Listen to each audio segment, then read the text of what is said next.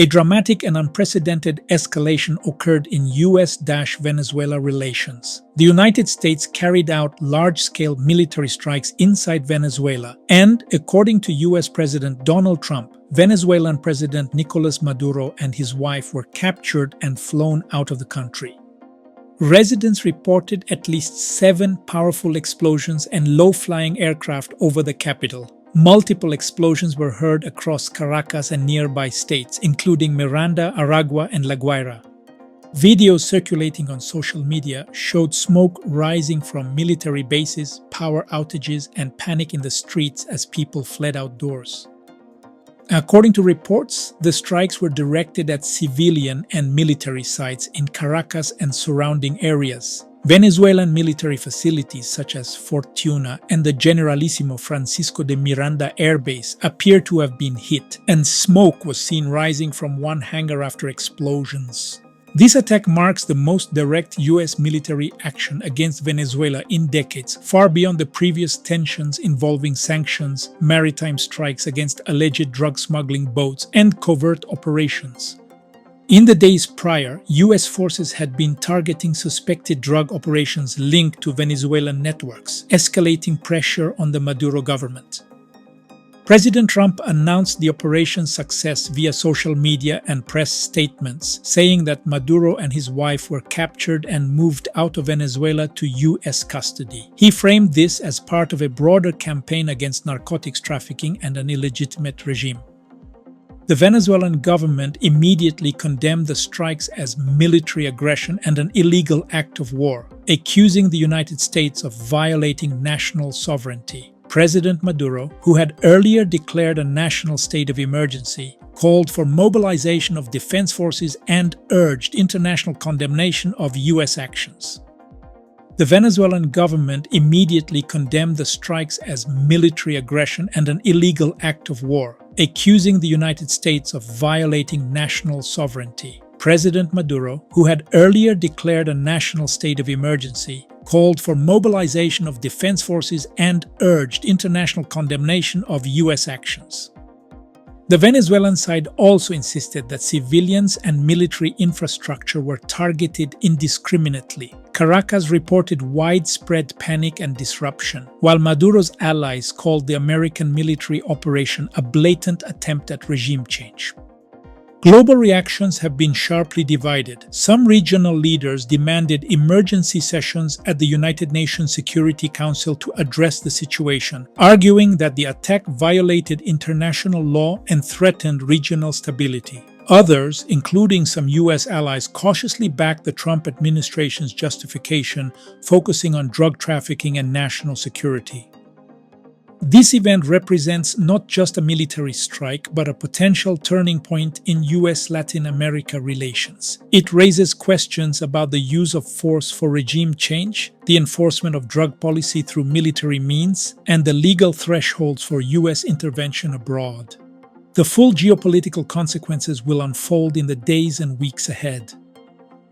Beyond the immediate military and political shock, this operation sets a dangerous precedent for international politics. If the capture of a sitting head of state through unilateral military action becomes normalized, it risks lowering the threshold for future interventions worldwide. For Latin America in particular, the memory of past US interventions makes this episode especially sensitive, potentially fueling anti-American sentiment and instability across the region. Whether this operation ultimately leads to a controlled transition in Venezuela or triggers prolonged internal conflict will depend not only on Washington's next steps, but also on how Venezuelan institutions, the military and regional actors respond in the critical days ahead. The capture of Maduro immediately raises the question of regime change in Venezuela, but removing a leader does not automatically mean transforming a system. Venezuela's political structure has long been sustained not only by Maduro personally, but by a tightly knit network of military elites, security services, party officials, and economic beneficiaries. If these actors remain intact, the collapse of the regime is far from guaranteed. Instead, the country could face a power vacuum, internal fragmentation within the armed forces, or the emergence of a provisional authority heavily dependent on external backing. Whether this operation leads to a genuine political transition or simply replaces one figure at the top will determine if Venezuela moves towards stabilization or slides into prolonged chaos. Russia and China, despite their long-standing political and economic ties with Caracas, are likely to adopt a cautious and restrained posture rather than a confrontational one. Neither Moscow nor Beijing appears willing to risk a direct clash with the United States over Venezuela, especially at a time when both are already managing strategic pressures elsewhere. Instead of military involvement, they are more likely to limit their response to diplomatic condemnation, calls for sovereignty and international law, and efforts to protect their existing investments. This restrained approach suggests that while Venezuela has symbolic value for Russia and China, it does not outweigh their broader strategic calculations, leaving Caracas increasingly isolated in the immediate aftermath of the operation.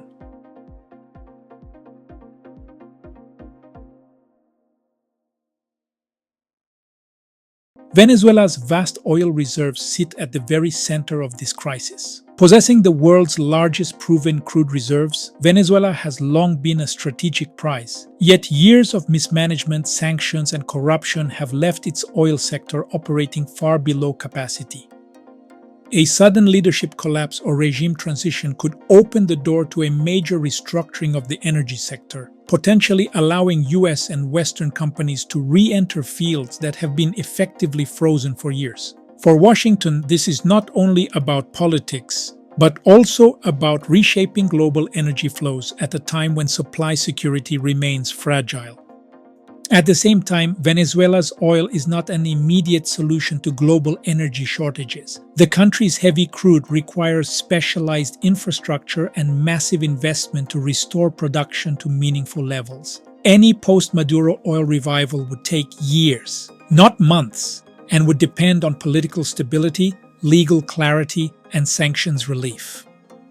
This creates a paradox. While Venezuela's oil potential makes regime change strategically attractive, the short-term chaos that follows could further disrupt production and exports. In this sense, oil is both the incentive behind intervention and one of the biggest uncertainties shaping Venezuela's future.